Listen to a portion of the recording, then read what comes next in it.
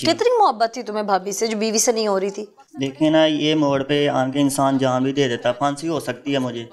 तो ये देखें, मैं अपनी भी जान दे चुका हूँ, भाई की भी जान दे चुका हूँ। इतनी मोहब्बत थी भाभी से? यस। तो जो बीवी शादी करके लाए थे, उसी भाभी की छोटी सगी बहन थी, उससे मोहब्बत नहीं हुई थी? मैं उसको नहीं था पसंद करता, उसकी बहन को पसंद करता था। तो उसने ये कह दिया आप ये कर दो, तो मैं सारों को ऐसे ऐसे बात के मैं ला के मना लूंगी, तो आप ये कर दो। ठीक है, तो फिर मैंने ये कर दी। अच्छा, बड़े आराम से कह रहे हो कर दिया। मेरी जौन सी बीवी थी ना, तो वो तो शक में रहती थी। क्यों? जो आप मेरी बहन के साथ ऐसे ऐसे हो। शक क्यों करती थी वो? जो उसकी बहन थी ना, वो कहती थी मेरी बहन से आप मिलना नहीं अब। कौन कहती थी? भाभी? जी। अच्छा, तुम्हें मना करती थी कि तुमने अपनी बीवी से बात नहीं करनी, उसको हक अदा नहीं करना उसका? जी। अच्छा जी। फिर वो लड़के घर चल गई अपने। कोई एक रात भी ऐसी नहीं आई कि तुमने अल्लाह के हुजूर माफी मांगी हो इस काम से? आपके भाई को बता देना, बच्चे दोनों ही तुम्हारे हैं। कितनी मोहब्बत थी तुम्हें भाभी से? देखें ना, ये मोड़ पे आके इंसान जान भी दे देता, फांसी हो सकती है मुझे।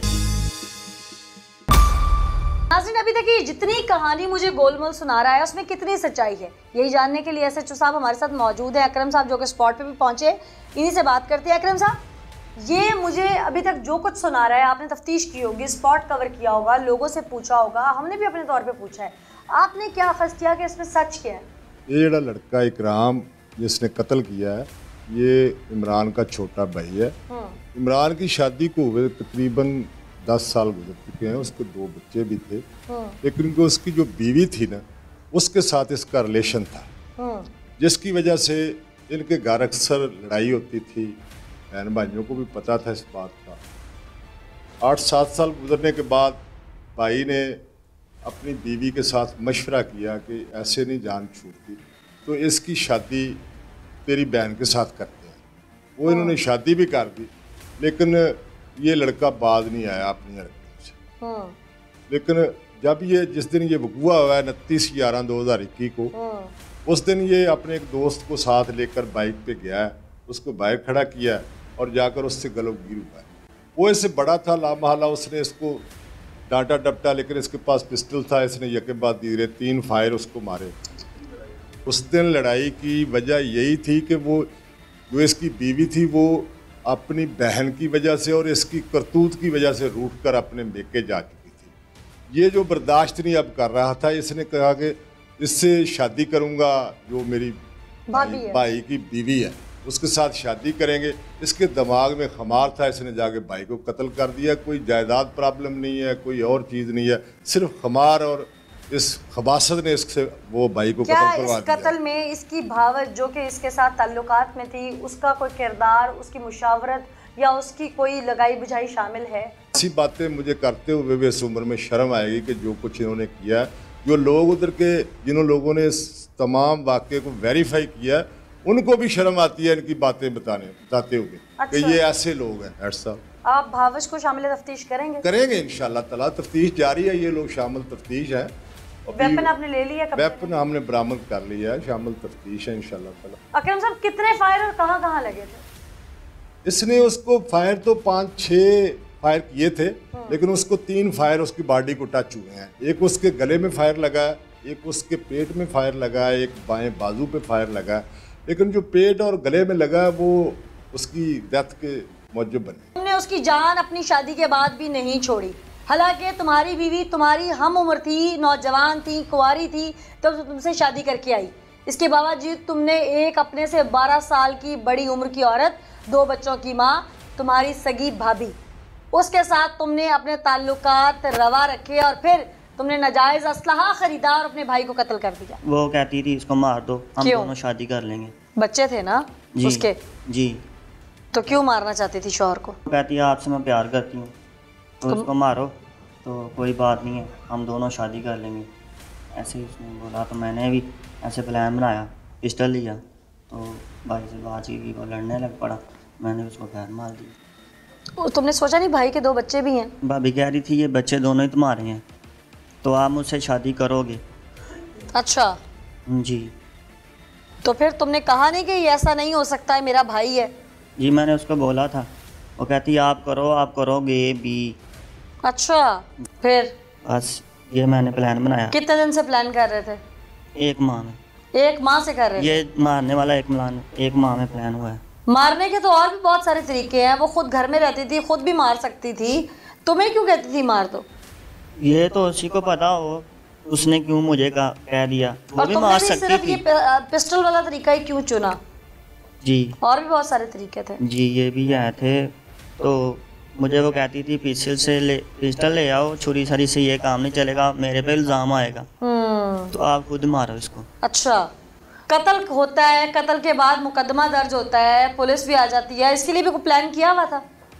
नहीं, ये मुझे नहीं था पता, मेरे साथ ऐसा होगा आगे, कसम से ये मुझे नहीं था वो पता। प्लानिंग तो थी ना कि यहाँ से कैसे निकलना है फिर पुलिस से। वो कहती थी मैं ही मदई बनना है, मैं ही मदई बनूंगी तो आपको छुड़वा लूंगी। अच्छा, प्लान किया हुआ था। जी। उस दिन जब घर पहुंचे तुम तो फिर क्या हुआ? इधर उधर हाँ, उधर घर गया हूँ मैं। जब लड़ाई शुरू हुई भाई के घर जब पहुंचे थे? जी, मैंने उसको बोला है अपनी बीवी ले आयो, तो मेरी बीवी क्यों नहीं लेके आए। उसने ईंट पकड़ी है, मेरे पाँव पे लगा दी थी, तो मुझे गुस्सा आया, मैंने कहा। यानी तुम तो गए ही पहले प्लान करके मारने थे ना, तुम तो वेपन लेके गए थे साथ, हाँ जी। तो तुमने ये बात खुद से इश्तियाल उसको खुद दिलाया तुमने? जी। अच्छा, फिर तुम्हारी भाभी कहाँ थी जिस वक्त तुम अपने भाई को फायर मार रहे थे? उधर ही थी उसके सामने। तो उसने ऊपर से क्या कहा? इकराम ना मारो, ऐसे कहा भी है एक बार। फिर जब फायर लग गए? दिखावे के लिए वो बच जाएगा तो वो बोलेगा ना हाँ। कि इसने कहा है मुझे ना मारो, इसको इकराम ना मारो। हाँ। उसने कह दिया था ना मारो इकराम। फिर जब फायर लग गए फिर? तो लग गए, उसने उठाया भाभी ने, तो मोहल्ले वालों ने उठाया, रश्के पे ले गए, तो रास्ते में जाते उसकी डेथ हो गई। तुम्हें दुख नहीं है कि तुमने एक औरत की खातिर अपना सगा भाई मार दिया जो तुम्हारी माँ की पेट से पैदा हुआ है? कसम से दुख होता है, मैं क्या करूँ, मुझे रात को नींद नहीं आती। जिस भाई ने तुम्हें चलना सिखाया, उठा के खिलाया, 10 साल बड़ा था वो तुमसे, तुम्हारे बाप की जगह पे है। क्या बोलूँ, माशरे उससे प्यार में अंधा हो गया था वो। इतना क्या अंधा होता है कि इंसान को अपना भाई नजर ना आए? जी मैडम, मैंने बहुत ज़्यादा गलत किया, मैं शर्मिंदा हूँ, मुझे रात को नींद नहीं आती कसम से। अब मैं कसम से ये भाइयों से पूछ रहे हैं पुलिस वाले, पर मैं 5 वक्त की नमाज़ पढ़ता हूँ। अब क्या फ़ायदा ऐसी नमाज का कि तुमने भाई मार दिया अपना? मैंने आप अकेला बैठ के रोता हूँ ना, फिर सोचता हूँ भाई मैंने बहुत ज़्यादा गलत किया भाई के कब्र। मैं कहता हूँ अल्लाह पाक मेरे भाई को जन्नत अता करो। उसका चेहरा नहीं तुम्हारी आंखों के सामने आता है। उसका भी बचपन में उसने तुम्हें प्यार किया हो, कभी तुम्हारा मुंह चूमा हो छोटे होते, तुम्हारी शादी से पहले, तुम्हें कुछ याद नहीं आता? आता है। क्या याद आती है? बात ज्यादा याद आती है, हमारे साथ खेलता था, सर्दियों में हमें कुछ ला के भी देता था, भाई ये लो खाओ, हमारे साथ बैठो खाओ। माँ बाप भी बैठते थे, हम खाते थे सारे। ये भी यादें आती हैं। फिर मैंने बहुत ज़्यादा गलत काम किया इस औरत के कहने पे, बहुत ज़्यादा गलत काम किया। मुझे बहुत ज़्यादा शर्मिंदगी भी आती है और मैं रोता हूँ भी, मुझे नींद भी नहीं आती। कसम से मैं ये कहता हूँ मुझे अल्लाह का पाक मौत दे दे। अब क्या प्लान है? अगर छूटते हो, बाहर निकलते हो, भावे से शादी करोगे? नहीं, ये शादी करूँगा, हरगिज़ नहीं करूँगा। या वो भाई को मरवा सकती है, कल वो किसी और से उन 2 मासूम बच्चों का क्या कसूर है? कभी किसी और से भी लगा कर मुझे भी मरवा सकती है। उन 2 मासूम बच्चों का क्या कसूर है जिनके सर से तुमने बाप छीन लिया? जी बहुत ज़्यादा। मैं सारी जिंदगी उन्हें बाप का साया नहीं दे सकोगे जी तो? नहीं। उस बीवी का क्या कसूर है जो तुम्हारे निकाह में आई और तुमने उससे एक तो वफादारी छीनी, उसके बाद उसकी बहन चलो मुलजमा थी, तुम्हारे साथ मिली हुई थी, लेकिन सारी ज़िंदगी का दाग के कातिल की बीवी, एक बदकिरदार शख्स की बीवी। जी